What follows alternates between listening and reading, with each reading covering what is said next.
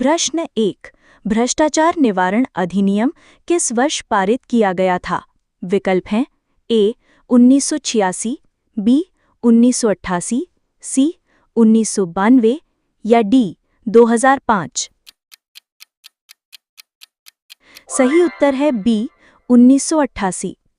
भ्रष्टाचार निवारण अधिनियम 1988 भारत की संसद द्वारा सरकारी एजेंसियों और सार्वजनिक क्षेत्र के व्यवसायों में भ्रष्टाचार से निपटने के लिए बनाया गया एक महत्वपूर्ण कानून है।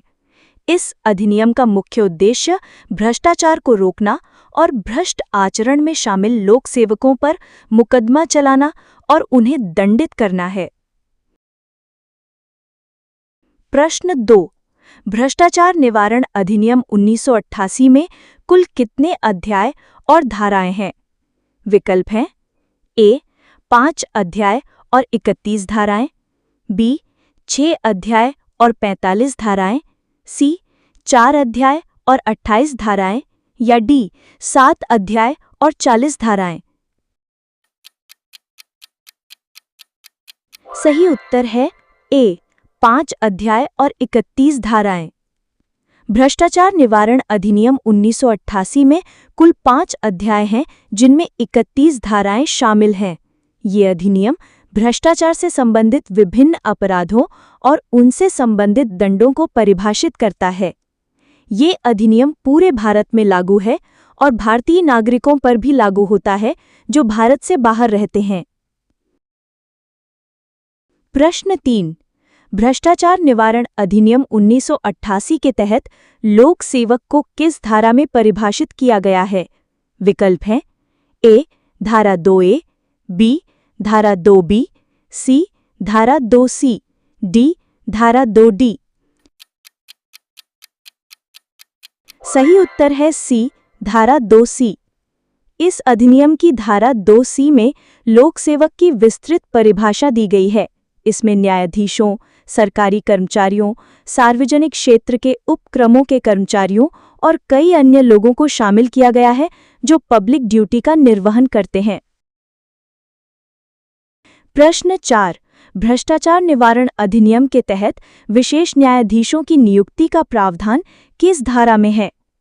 विकल्प हैं ए धारा 3, बी धारा 4, सी धारा 5 या डी धारा 6। सही उत्तर है ए धारा 3। इस अधिनियम की धारा 3 केंद्र और राज्य सरकारों को विशेष न्यायाधीशों की नियुक्ति का अधिकार देती है।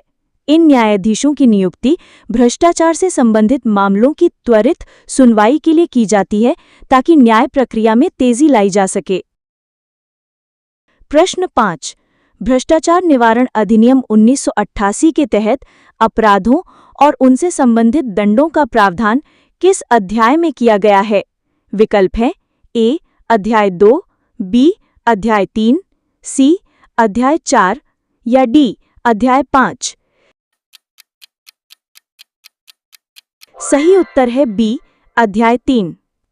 इस अधिनियम का अध्याय 3 अपराधों और उनसे संबंधित दंडों का विस्तृत विवरण प्रदान करता है।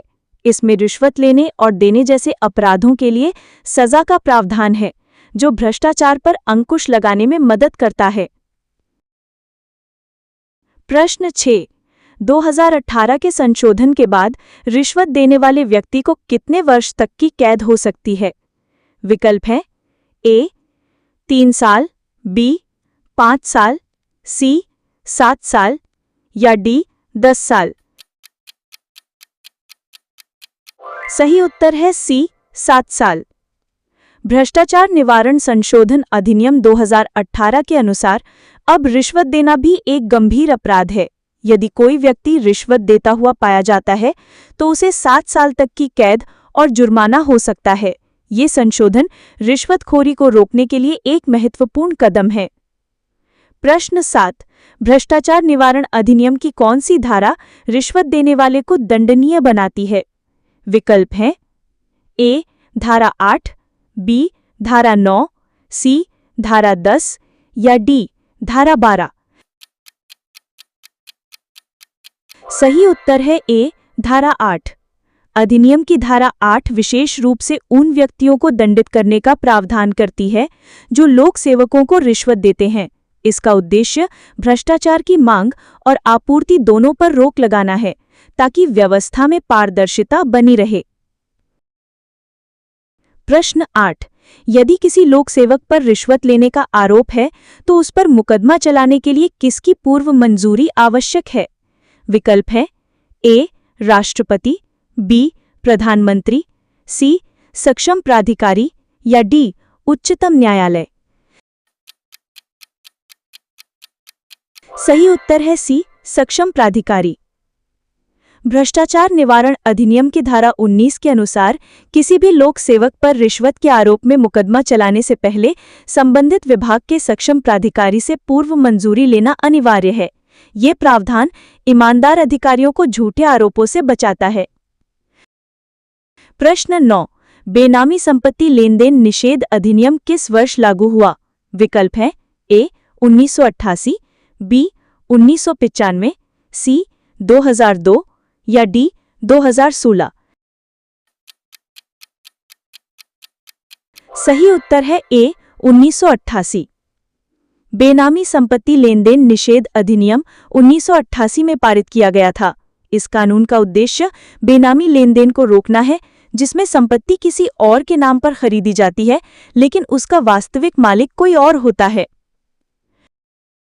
प्रश्न 10। बेनामी पाई गई संपत्तियों का क्या होता है? विकल्प है ए. उसे मालिक को वापस कर दिया जाता है, बी. सरकार द्वारा जब्त कर लिया जाता है, सी. उसे नीलाम कर दिया जाता है या डी. उसे ट्रस्ट को दान कर दिया जाता है।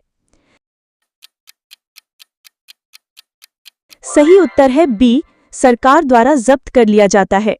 बेनामी संपत्ति लेनदेन निषेध अधिनियम के तहत यदि कोई संपत्ति बेनामी पाई जाती है तो सरकार उसे बिना किसी मुआवजे के जब्त कर सकती है।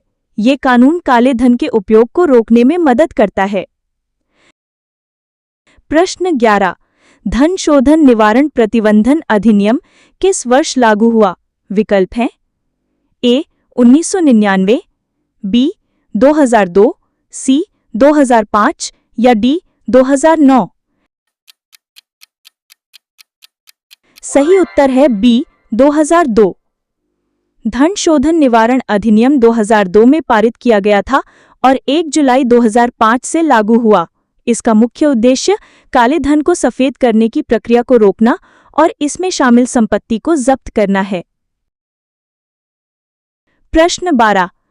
पीएमएलए के तहत संदिग्ध लेनदेन की रिपोर्ट कितने दिनों के भीतर FIUIND को देनी होती है? विकल्प है ए. 3 दिन, बी. 7 दिन, सी. 10 दिन या डी. 15 दिन। सही उत्तर है बी. 7 दिन। धन शोधन निवारण अधिनियम के नियमों के अनुसार बैंकों और अन्य वित्तीय संस्थानों को किसी भी संदिग्ध लेनदेन का पता चलने के 7 दिन के भीतर वित्तीय खुफिया इकाई भारत को इसकी रिपोर्ट करनी होती है। प्रश्न 13। केंद्रीय सतर्कता आयोग CVC की स्थापना किस समिति की सिफारिश पर की गई थी? विकल्प है ए. संथानम समिति, बी. सरकारिया आयोग, सी. मंडल आयोग या डी. बलवंत राय मेहता समिति। सही उत्तर है ए. संथानम समिति। केंद्रीय सतर्कता आयोग की स्थापना 1964 में के संथानम समिति की सिफारिशों के आधार पर की गई थी। इसका उद्देश्य केंद्र सरकार के संगठनों में भ्रष्टाचार को रोकना और उस पर नियंत्रण रखना था। प्रश्न 14। केंद्रीय सतर्कता आयुक्त की नियुक्ति कौन करता है? विकल्प है ए. प्रधानमंत्री, बी. भारत के मुख्य न्यायाधीश, सी. राष्ट्रपति या डी. लोकसभा अध्यक्ष। सही उत्तर है सी. राष्ट्रपति। केंद्रीय सतर्कता आयुक्त और सतर्कता आयुक्तों की नियुक्ति भारत के राष्ट्रपति द्वारा एक चयन समिति की सिफारिश पर की जाती है। इस समिति में प्रधानमंत्री, गृह मंत्री और लोकसभा में विपक्ष के नेता शामिल होते हैं। प्रश्न 15। लोकपाल और लोकायुक्त अधिनियम किस वर्ष पारित हुआ? विकल्प है ए 2011, बी 2013, सी 2014 या डी 2019। सही उत्तर है बी 2013। लोकपाल और लोकायुक्त अधिनियम 2013 में संसद द्वारा पारित किया गया और 1 जनवरी 2014 को लागू हुआ। ये कानून केंद्र में लोकपाल और राज्यों में लोकायुक्त की स्थापना का प्रावधान करता है ताकि भ्रष्टाचार के मामलों की जांच हो सके। प्रश्न 16। लोकपाल में अध्यक्ष सहित अधिकतम कितने सदस्य हो सकते हैं? विकल्प हैं ए 5, बी 7, सी 9, डी 11। सही उत्तर है सी 9। लोकपाल और लोकायुक्त अधिनियम 2013 के अनुसार लोकपाल में एक अध्यक्ष और अधिकतम 8 सदस्य हो सकते हैं। इस प्रकार इसमें कुल मिलाकर 9 सदस्य होते हैं, जिनमें से आधे न्यायिक सदस्य होने चाहिए। प्रश्न 17। लोकपाल चयन समिति का अध्यक्ष कौन होता है? विकल्प हैं ए भारत के मुख्य न्यायाधीश, बी राष्ट्रपति, सी प्रधानमंत्री, डी लोकसभा अध्यक्ष। सही उत्तर है सी प्रधानमंत्री। लोकपाल की नियुक्ति के लिए बनी चयन समिति के अध्यक्ष प्रधानमंत्री होते हैं।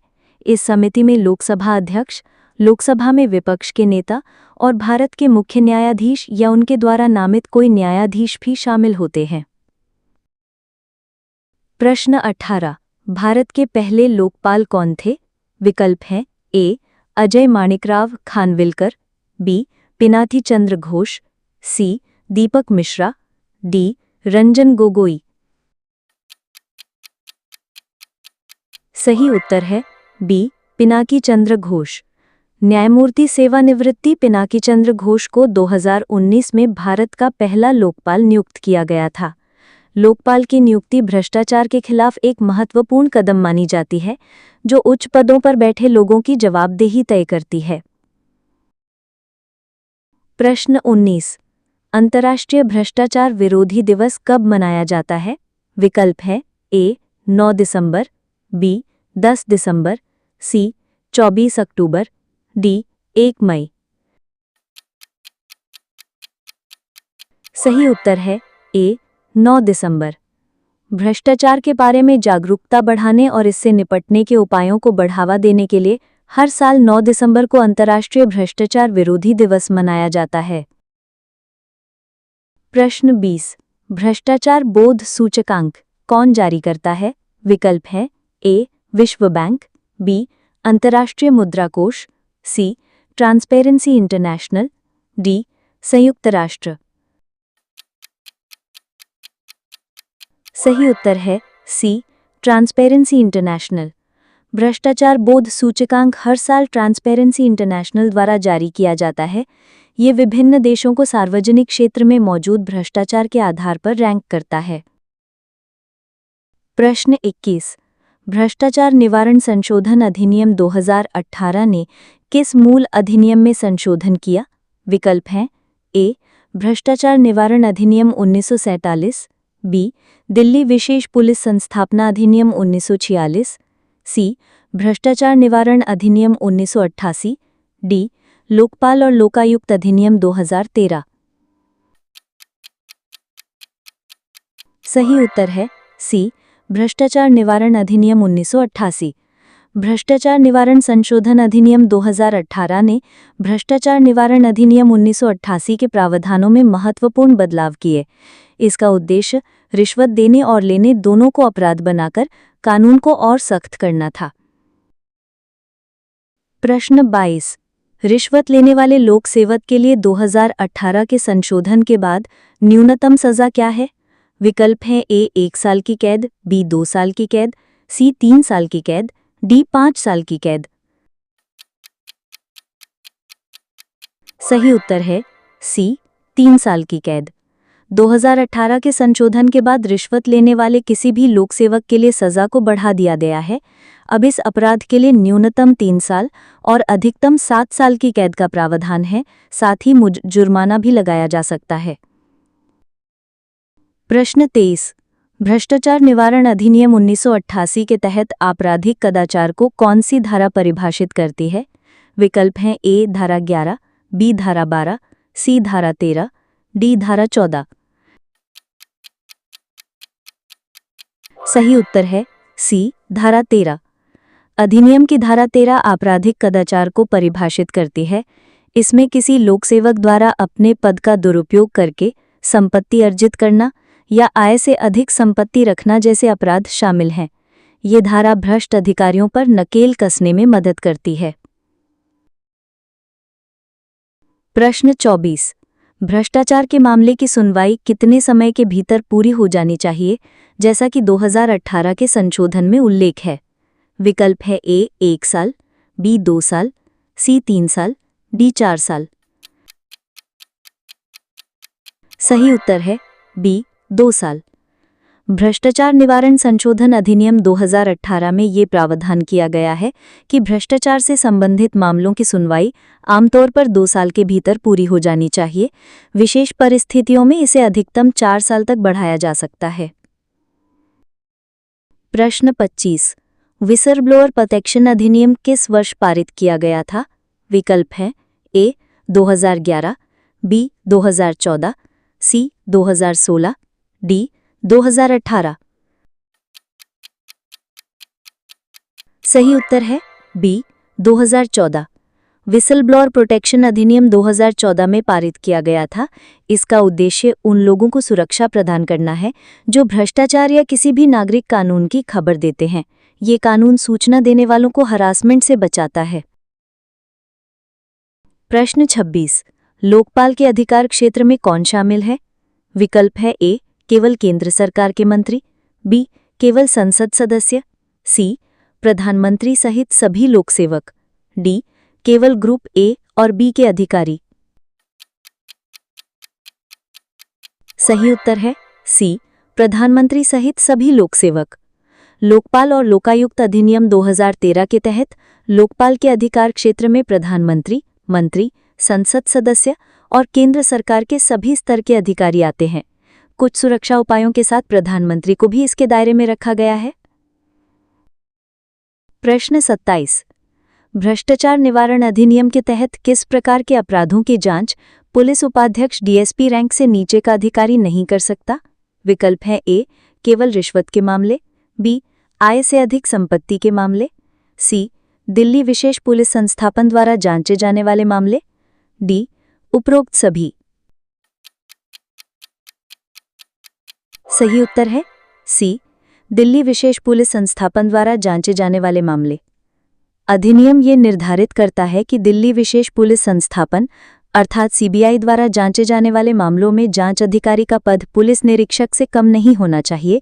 अन्य मामलों में महानगरीय क्षेत्र में सहायक पुलिस आयुक्त या अन्यत्र पुलिस उपाध्यक्ष डीएसपी से नीचे का अधिकारी जांच नहीं कर सकता। प्रश्न 28। रिश्वत देने के लिए मजबूर किए गए व्यक्ति को अभियोजन से सुरक्षा कब मिल सकती है? विकल्प हैं ए यदि वो 7 दिन के भीतर घटना की सूचना देता है, बी यदि वो 15 दिन के भीतर घटना की सूचना देता है, सी यदि वो 30 दिन के भीतर घटना की सूचना देता है, डी उसे कोई सुरक्षा नहीं मिलती है। सही उत्तर है ए यदि वो 7 दिन के भीतर घटना की सूचना देता है। 2018 का संशोधन उन लोगों को सुरक्षा प्रदान करता है जिन्हें रिश्वत देने के लिए मजबूर किया गया हो। यदि ऐसा व्यक्ति 7 दिन के भीतर कानून प्रवर्तन एजेंसियों को मामले की सूचना दे देता है तो उसे अभियोजन से बचाया जा सकता है। प्रश्न 29। कौन सी संस्था सरकारी कामकाज में पारदर्शिता और जवाबदेही को बढ़ावा देने का कार्य करती है? विकल्प है ए केंद्रीय अन्वेषण ब्यूरो सीबीआई, बी केंद्रीय सतर्कता आयोग सीवीसी, सी प्रवर्तन निदेशालय ईडी, डी राष्ट्रीय मानवाधिकार आयोग एनएचआरसी। सही उत्तर है बी केंद्रीय सतर्कता आयोग सीवीसी। केंद्रीय सतर्कता आयोग केंद्र सरकार के तहत सभी सतर्कता गतिविधियों की निगरानी करता है। ये गवर्नेंस में पारदर्शिता और जवाबदेही सुनिश्चित करने में सरकारी संगठनों को उनके सतर्कता कार्यों की योजना बनाने, उन्हें लागू करने में सुधार करने की सलाह देता है। प्रश्न 30। भ्रष्टाचार निवारण अधिनियम 1988 का मुख्य उद्देश्य क्या है? विकल्प है ए, केवल लोक सेवकों को दंडित करना, बी, सरकारी कार्यालयों में भ्रष्टाचार का मुकाबला करना, सी, रिश्वत देने वालों को बचाना, डी, चुनाव सुधार लागू करना। सही उत्तर है बी, सरकारी कार्यालयों में भ्रष्टाचार का मुकाबला करना। इस अधिनियम का प्राथमिक उद्देश्य भारत में विभिन्न सरकारी एजेंसियों और सार्वजनिक क्षेत्र के व्यवसायों में भ्रष्टाचार को कम करना और उससे निपटना है। ये कानून भ्रष्टाचार से जुड़े सभी पहलुओं को कवर करता है और एक स्वच्छ शासन व्यवस्था स्थापित करने में मदद करता है।